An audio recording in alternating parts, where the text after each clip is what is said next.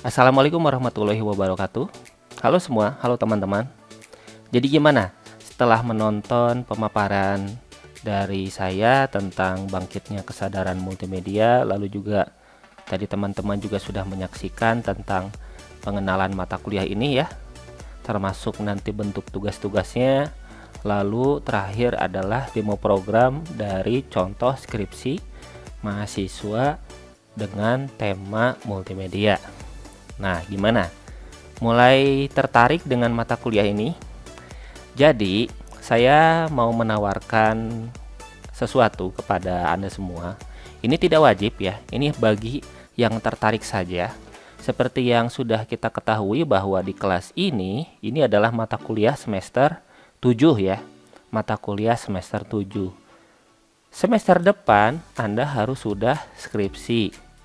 Di mana skripsi di semester depan kita tidak tahu apakah masih masa-masanya corona atau tidak ya, kita kan sama sekali tidak bisa meramalkan ya, karena para dokter dan para ahli juga tidak bisa meramalkan ini wabah ini selesainya mau sampai kapan gitu. Jadi bagi teman-teman yang punya minat yang besar, minat yang kuat terhadap multimedia, di mana teman-teman punya keinginan atau cita-cita di semester depan ketika ngambil skripsi mau mengambil skripsi dengan tema multimedia saja ya. Nah, saya di sini mau menawarkan, jika ada teman-teman yang berminat mau curi star dari sekarang, mau mengambil skripsi dari sekarang, saya menerima dengan lapang dada. Sekali lagi ya, jadi kalau teman-teman minat ya, teman-teman minat mau ngerjain skripsi dari sekarang nih, meskipun sekarang belum mata kuliah skripsi, tapi saya menawarkan untuk menjadi pembimbing Anda ya, dimana nanti Anda akan saya bimbing, saya bina agar skripsinya justru selesai di semester 7. Jadi di semester 8, di semester depan Anda tidak perlu lagi pusing-pusing mikirin skripsi bagaimana. Nah, mungkin di sini akan timbul pertanyaan ya. Bagaimana dengan objek penelitiannya? Bukankah kita skripsi butuh objek penelitian? Jawabannya betul. Ketika skripsi kita butuh objek penelitian. Tapi multimedia itu berbeda dengan skripsi sistem informasi. Di mana skripsi sistem informasi kita benar-benar membutuhkan yang namanya data dari perusahaan. Benar-benar butuh, karena kalau tidak mendapatkan data primer maupun sekunder daripada perusahaan, kita tidak bisa mengerjakan bab 3. Kalau bab 3-nya nggak selesai, berarti kan nggak bisa ngerjain bab 4. Bab 4 nggak selesai, nggak bisa ngerjain program. Tetapi kalau multimedia, terutama di sini fokusnya adalah multimedia pembelajaran, tetap kita akan meminta data. Tapi enaknya adalah karena di sini sifatnya pembelajaran, kita cukup menanyakan buku apa yang dipakai di pelajaran tersebut. Misal nih, teman-teman mau mengambil multimedia pembelajaran matematika. Pembelajaran matematika misalnya katakanlah temanya tentang PLSP ya, persamaan linier satu variabel. Nah, teman-teman kan cukup menanyakan saja buku apa sih yang dipakai. Teman-teman bisa beli sendiri bukunya. Atau kalau misalnya pakai buku dari pemerintah mah bisa di-download di internet. Dan memang itu gratis kan. Seperti itu. Ya misalnya yang buku tentang tematik. Buku tematik kan gratis. Nggak harus dibeli, tinggal cari di internet, download PDF-nya juga ada. Bukan bajakan ya, tapi memang karena itu gratis kan gitu, seperti itu. Nah, itulah keuntungan jika kita mengambil skripsi multimedia. Memang benar kita butuh objek penelitian, dan memang benar juga kita akan meminta data perusahaan. Tetapi tidak sekompleks mengambil skripsi sistem informasi. Oleh sebab itu, karena sekarang sedang wabah corona, di mana kita semester kemarin mahasiswa banyak yang kesulitan mencari tempat penelitian. Udah nemu tempat penelitian, susah untuk mendapatkan data. Karena WFH kan, WFH, social distancing, terus tempat perusahaannya juga tutup dulu begitu ya. Pokoknya banyak sekali kendala. Sedangkan mereka mikir, ini saya juga pengen lulus nih semester sekarang. Akhirnya apa? Akhirnya makan multimedia lagi. Seperti itu. Itu sebabnya di semester yang kemarin peminatan multimedia itu melonjak cukup banyak ya peminatnya gitu. Peminat yang ngambil skripsi multimedia sangat banyak semester kemarin. Jadi semester kemarin saya panen skripsi multimedia gitu ya. Ya kita lebih tepatnya di program studi sistem informasi Unikom itu panen skripsi multimedia. Banyak sekali bakat-bakat terpendam dari mahasiswa ketika ada hal yang sifatnya seperti sekarang kan, wabah seperti sekarang, dia bingung harus mencari gimana solusinya. Akhirnya ada the power of the kepepet gitu ya. Kepepet sama waktu, kepepet sama yang namanya aturan pemerintah, nggak boleh keluar rumah gitu kan. Perusahaan juga sama kan, kita sebagai mahasiswa nggak bisa keluar rumah gitu ya. Terus mereka juga sama, yang bekerja juga nggak boleh keluar rumah, dah WFH ya. Gimana mikir, gimana caranya bahwa skripsi ini tetap harus selesai. Akhirnya mereka nyari aja tempat perusahaan, tempat penelitiannya di tempat mereka aja. Dan mungkin kan pasti ada sekolah 1-2 atau misalnya lembaga pembelajaran dan seterusnya. Akhirnya bisa-bisa saja dengan modal bahan seadanya, wawancara juga nggak terlalu lama. Terus inti pokok wawancaranya adalah intinya di sini mau dibuatkan apa, ya di sini mau dibuatkan apa, terus sumber bukunya apa. Tinggal mahasiswanya beli bukunya kan bisa online, bisa lewat aplikasi apapun lah ya, seperti itu. Selesailah akhirnya skripsinya dalam waktu yang sangat singkat gitu ya. Karena ada power of the kepepet ya geningan. Ya seperti itu. Nah, bagi teman-teman sekali lagi ya, bagi teman-teman yang mau punya minat lebih di bidang multimedia, udah kepikiran saya mah skripsinya mau multimedia aja deh. Ya nggak apa-apa, silahkan teman-teman hubungi saya lewat WA ya. Di sini saya tidak akan share nomor WA saya di YouTube.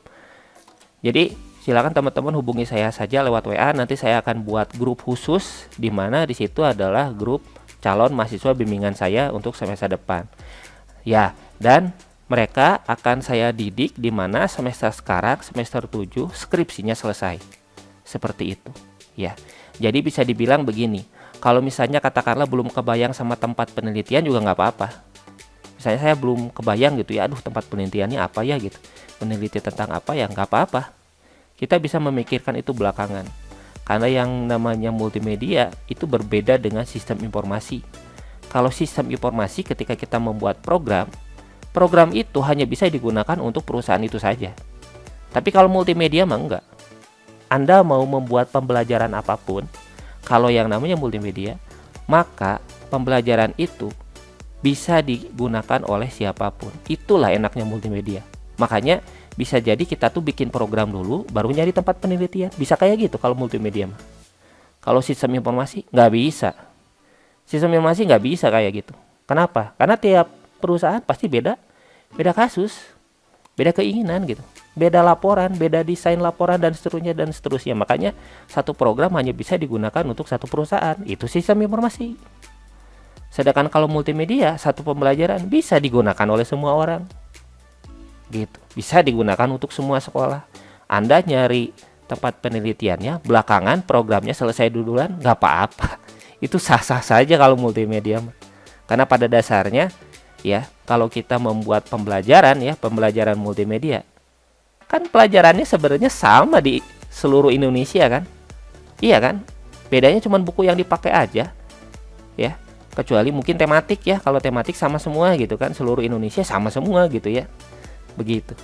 Jadi kan pembelajarannya sebenarnya sama-sama aja gitu. Materi pelajarannya kan sama gitu.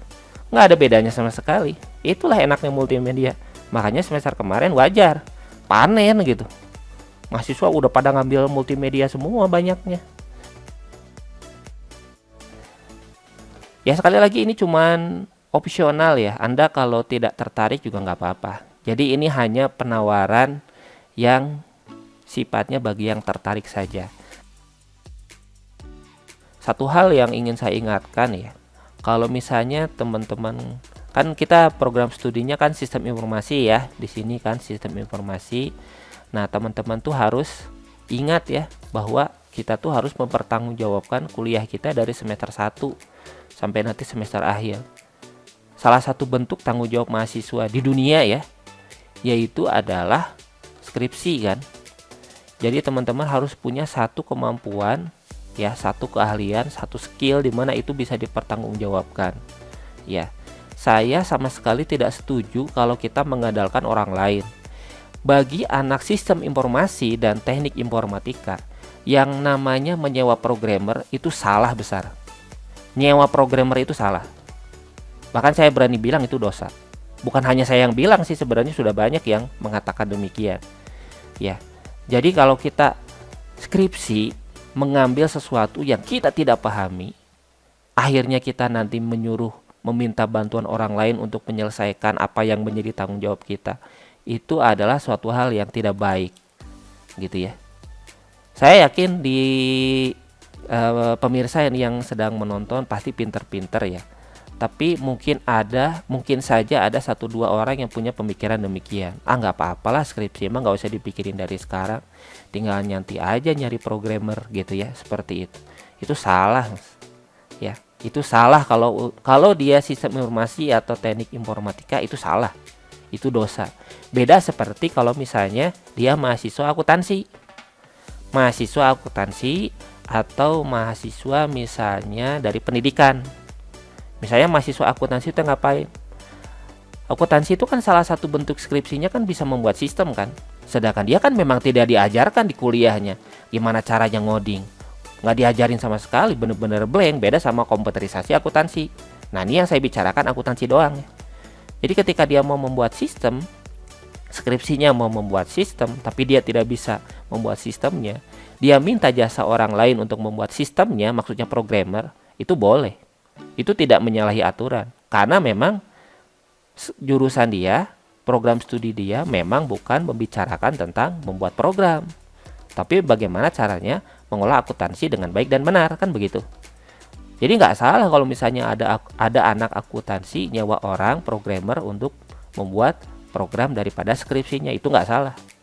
Atau misalnya tadi mahasiswa dari pendidikan ya, misalnya kan kalau dari pendidikan kan biasanya skripsinya berhubungan dengan pengajaran kan, dengan cara mengajar dan segala macam.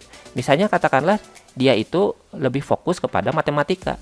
Nah dia itu mau membuat pembelajaran berbantuan komputer atau multimedia interaktif itu tadi.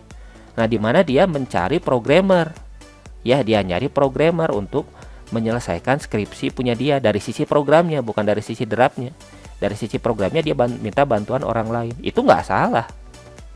Kenapa nggak salah? Karena memang waktu kuliah memang nggak diajarin demikian gitu. Makanya itu tidak salah. Oke. Jadi itu saja mungkin video kali ini. Sekali lagi ini tidak wajib, ini cuma menawarkan saja kalau yang mau dibimbing dari sekarang gitu ya, dari semester 7, di mana nanti semester 7 ya pas selesai semester 7 skripsi Anda selesai dari sisi draft maupun dari programnya. Ya. Bagi yang mau ya. Kalau nggak apa-apa. Ini nggak ada hubungan sama nilai sama sekali. Tidak ada hubungan sama sekali dengan nilai.